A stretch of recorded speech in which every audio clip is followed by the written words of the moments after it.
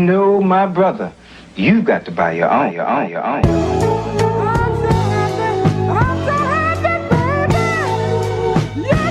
Yeah. Yeah. Woo! Yo, it's like the box sets, Star Wars, Fast and Furious franchises. 6 projects, 6 sagas, it's hood science. 4 a.m. infomercials telling you where to buy it. 1-800-NAS and hit all 6 like you're the at 109 right no, now. my brother, you got to cop your own. Let's get into sold, Richie Mac's video. Richie Mac stranded in Japan, Tokyo, Japan. Richie Mac is stranded in Tokyo. I'm in Japan right now, you guys. This is the most famous intersection in Japan, but it's 5 a.m., so ain't nobody out here. Here we go, y'all. Richie Mac already showing love. He doesn't know it, but let's get into it. You're at 109 right now. You see in the background there? That's Shibuya 109. Richie Mac is at Shibuya Crossing. As he said, the most famous crossing in the world. Like 5 different directions. Thousands of people cross this intersection at one time. Richie Mac, let's go. Check back in like 3 hours. It is going to be hustling and bustling. You dig? Look what I just came up on. Where you guys? Hey! Where you guys from? We're from California. Hey, that's where I'm from. What part of California? San Diego. Oh, Diego. That's some of the best Mexican food in California. You understand me? Y'all don't go across the border, do you?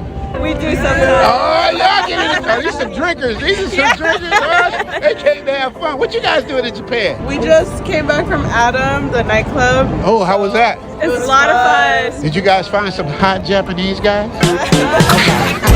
I'm the travel OG, and I traded in my Hollywood lifestyle for the site what the homies like. Zoom to Thailand with your man Richie Mac.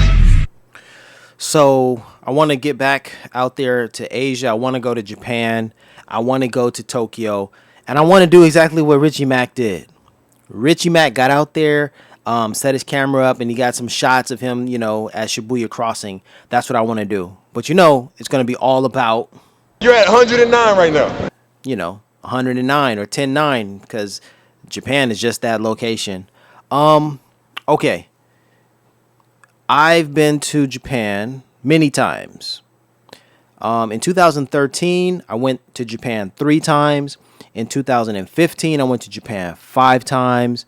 The last time I was in Japan was in 2017. And the very first time I ever went to Japan was in 2009. I was there for only 3 days. I was not a seasoned traveler at all. But I had to do a visa run. I lived in Korea at the time and I needed to renew my visa. So I had to leave the country and come back.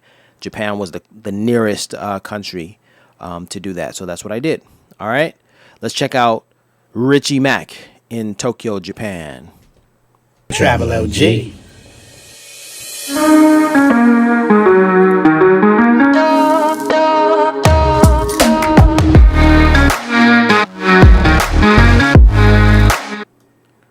All right, I'm going to turn the commentary, turn the music off for a second here. Shout out to the Japanese. Shout out to the Japanese, all right? Because right here in Los Angeles, the Crenshaw district, I believe in it had to have been 1940s, pre-1940s, around that time. Before World War II, the Crenshaw district was packed. It was full of Japanese. The Japanese they occupied that area. The Japanese were an inclusive group in a lot of ways, because as the story goes, they had a bowling alley where today there's a Starbucks, and that bowling alley was a meeting place for all different types of people. So it was like one love up in there. That may not have been the case for some families. They might have wanted to self-segregate and hold on to their Japanese roots and values. But at least there was that bowling alley right off of Crenshaw. Just had to throw that in there. All right, so Richie Mac is he's in Tokyo doing his thing. He's talking to some San Diego gals. Oh, and Richie Mac is making sure to show the ladies to show the fellas what we want to see, right? I figured you guys would like them. Me, Bao, Wayne Gong, and Dave. I left the link to the full video in the comment section. Wow. Hit my channel, Zoom to Thailand. For sure. Zoom to Thailand. I just cracked 100,000 Richie Mack. subscribers. Zoom to Thailand. So I was excited when I saw this video because I said, man, all right, so Richie Mack is in Tokyo. Look at the shots. Look at that. Boom, there's 109 right there again. Shibuya 109. You're at 109 right now. Can you see it? The story behind this place, this building, is it's a teenage girls fashion mall, and the way that I learned about it, I was watching YouTube many years ago, and I came across a video about the subculture in Japan where young teenage girls will tan their skin to make it darker. And they have many of these girls can do it. I mean, I don't know why they do it, but there are a lot of girls who have an affinity for black culture or whatever they imagine black culture to be. So, for instance, at this store, there was a Black for Life shop. It was called Baby Shoop. And when I watched this video on YouTube about it, I wanted to go there to meet the girls because they were just like, everything black, we love it. Not that I was, trying to hit on them or anything like that. I was over there just because I was like, you know what it was? It was like I felt attracted. You know what it was? Yes, I was attracted to go there because it was like, go where you feel belonged. And honestly, oftentimes when I was in Korea, I didn't feel like, man, this is everything is good. And I would go to Japan, and I would check out things over there. And I guess in Japan, I kind of felt more invisible. No one was like really, saying, oh, look at this different guy, this foreigner. It wasn't like that. The Koreans were a little bit more abrasive. The Japanese were just real cool, calm, collected, and smooth. Yeah. That's a topic for another day. Another reason why I'm making this video right now, I may not even get into, this whole video, is because Richie Mack made his video on Tokyo, or in Tokyo, as a black man traveling there. I'm making this video about Japan, about Tokyo, but also about... You're at 100. Oh, man. Come on, let me try that again. You're at 100. A little messed up that time. 109, 10-9. I'm making this video about my connection to Tokyo because I find it's apt pro because Nas made a song called Japanese Soul Bar. And that part of my experience, you know what, let me keep this video rolling in the background while I'm talking. That part of my experience is something that I want to talk about, all right? So, all right, all throughout Japan, from the north all the way down to Okinawa, all right?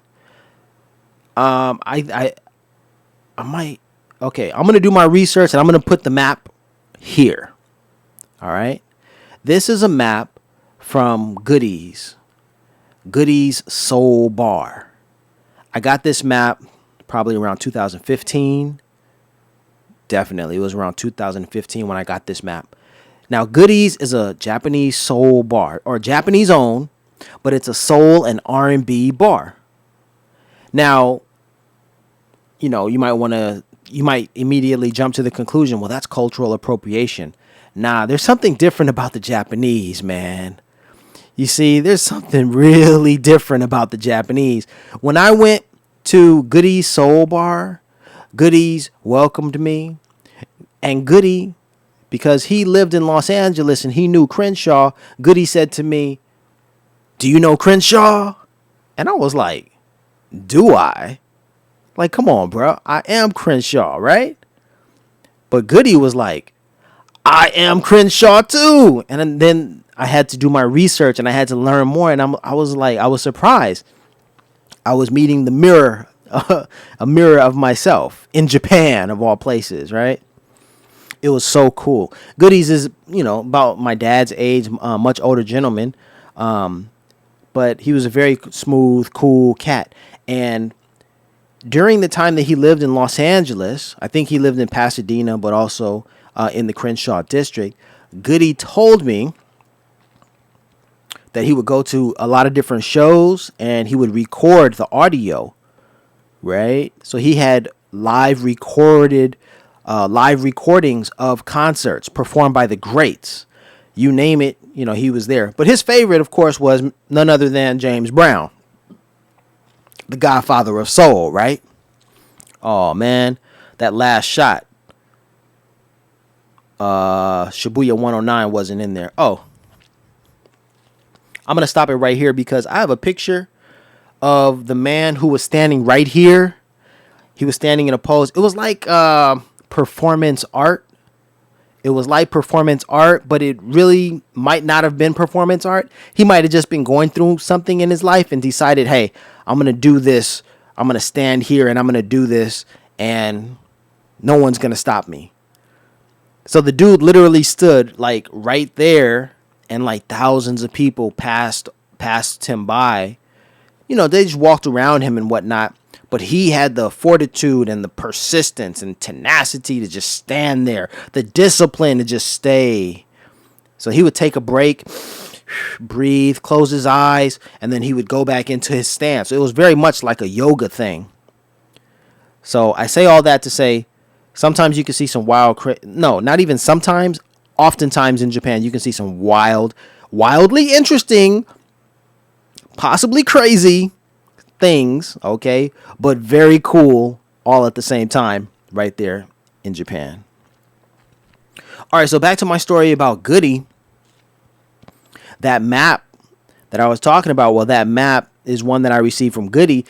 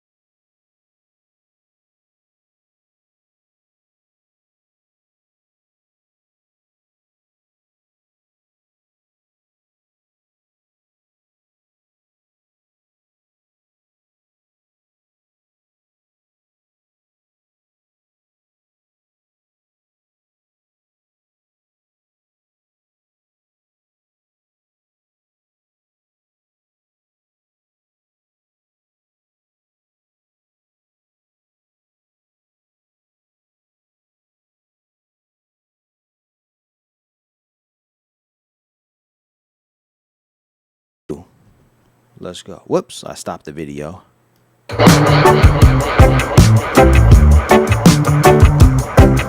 He's making sure to give us some eye candy. Like, check out. She was well dressed, but she looked. I don't know what this is. I don't know. I don't know if I should ask. I don't know what that is. Hey. To Thailand. Yes, sir. What's your favorite part about Tokyo? Besides the clubs. I know you guys be hitting them clubs. All right, it's all good. You can watch the video and listen to their responses. I'm going to fast forward this a little bit. He's giving us a little bit more. All right, so Richie Mack is now talking about, I think he's talking about getting back to the airport. He's trying to get back to the airport. I have my little story about getting back to the airport too. Let's see. But there's this really nice shot that he has he captured this really nice shot. All right, I'll just, if I see it out the corner of my eye, then I'll stop. All right, but here's my story. So I was in Tokyo one year, probably 2000 and, wow, it might have been 2013. Could have been 2015, but it might have been, all right, let's not even venture to talk about the time. I happened to walk into a bar in Tokyo. It was a jazz bar. So I'm walking down the street. I see jazz bar, on the sign. And I'm like, a black man in Tokyo? Gotta go to a jazz bar. So I walk in there. I duck in there, right? And Machiko is there. A young woman who speaks a little English. And lovely woman. And so she approaches me and starts asking me questions about, my travels to Japan. And then she tells me, through the course of the conversation, she tells me, you know what? I'm going to ride the train with you back to the airport. Either Narita or Haneda. I forgot. Probably Narita. All right. And I'm like, nah, I'm good. I could do it. She's like, no. I insist. I'm going to ride with you. So I was like, okay, whatever. Machiko and I spent my last day in Japan, in Tokyo, together. We went to, I grabbed a bite to eat. We walked around a little bit. Oh, yeah, we went to I think we went to Harajuku, and whatever places. And then by the end of the day, I might be mixing this up. We might have spent one day together, and then the next day she rode with me to the train. I think that's what happened. So let me cut to leaving Japan. We hung out one day, and then it was time for me to go. So we met up, and we rode the train together. That was a very lovely gesture. So I bought her lunch when we got to the airport to say thank you, which she really didn't expect and didn't really want. But I was like, I insist, right? But it was a beautiful gesture that she helped me, in that way. That was totally awesome. And so, ooh, look at that. So, yeah. I still stay in contact with Machiko. I even sent her a copy of my book recently, Very cool gesture. Ooh, look at that. Even more to look at. All right. So I say that to say, kudos to Machiko specifically, but you can find polite people, conscientious people, honorable people, in Japan. It is what it is, y'all. It is what it is. You don't have to take my word for it. Travel there and you will find out as well. Yeah, so Richie Mack has some difficulty getting back. He has some difficulty. He didn't have the connection, didn't have a local to take care of him.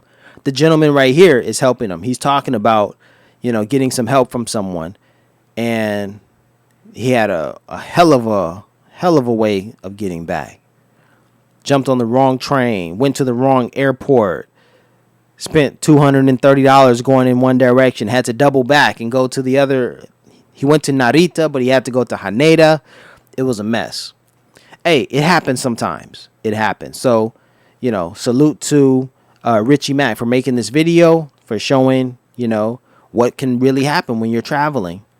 I had that experience when I was in Spain. I wanted to go to the Salvador Dali museum, and I was late for the tour.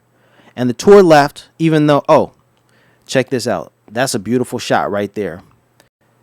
Just like this whole scene right here was lovely. And then he pans right there, that Yoshinoya. All of this just feels really nice. The sun, the shadow, like right when he, boom, like right about there, it feels good. It's like, wow. It's like I'm right there in Japan. That. And then when that train starts moving, the people are moving. This is really Japan. Like, ooh, quintessential. Mwah, that's it right there. He comes back to that shot, but that shot, every time I look at it, I'm like, ooh, he captured something really special right there. Okay, back to me in Spain. I was in Spain. Yeah, look how much money he spent, right? I was trying to get on that Salvador Dali tour, but they left me. I showed up late, and know I called them and I said, I'm on my way. I'm just around the corner. I'm down the block. Please wait for me. Wait for me. Wait for me. They were like, nope. I don't know how much that tour cost, but I didn't want to miss that tour. I was only in Barcelona for like 24 to 48 hours, probably more like 48, maybe 72 hours. I don't know, but I couldn't rebook that tour. I didn't go out and enjoy that tour, so I had to jump in a taxi and ride all the way to Cadaqués, over there, like Catalonia, that area of Barcelona. I had to pay $200 and some odd just to catch up with the tour. And then so sometimes when you're traveling, if you gotta have extra funds, because circumstances, situations will put you in messed up situations. Sometimes you just have to pay to play. So I have the experience, under my belt. I've been to that Salvador Dali Museum because I was able to pay, for it. So it is what it is. Richie Mac, salute to you, because I know, man, you didn't want to pay that, but circumstances such as they were, you had to do it. So let's get back.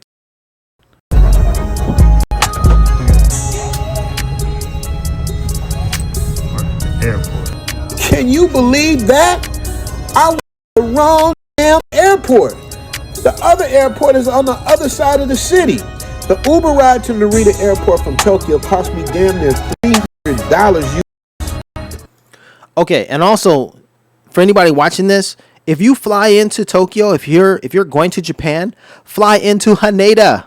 Do yourself the favor, fly into Haneda. All right. Now Richie Mac flew into Haneda, but he took the train to Narita. Okay. All right, so you're gonna have to be careful about that. But here's the thing: fly into Haneda. It's much closer to Tokyo than Narita. Narita is like an hour outside of Tokyo. Haneda is like 30 minutes, maybe 20 minutes. I don't know, depending. And you could take a straight, train there. I think from Narita you have to take like 2 trains. You have to transfer. It's been many years. I don't know these specifics or what have you. All right, so anyway, the show's almost over. I just want to share my stories and just let you know, Japan is just so fly, so fresh and so fly. Oh, and then the reason why I talked about Japanese soul bar is because of Nas and his song, which I guess I'll play. I'm going to play us out as we watch a little bit more of this. Japanese Soul Bar by Nas. I guess that's all I wanted to say. Peace and blessings. Thanks for listening and watching. Ooh, look at that. Let's see. You're at 100. Dang. Something's not right with this. You're at 100. You're at 109 right now. You're at 109 right now. There it worked. Peace and blessings.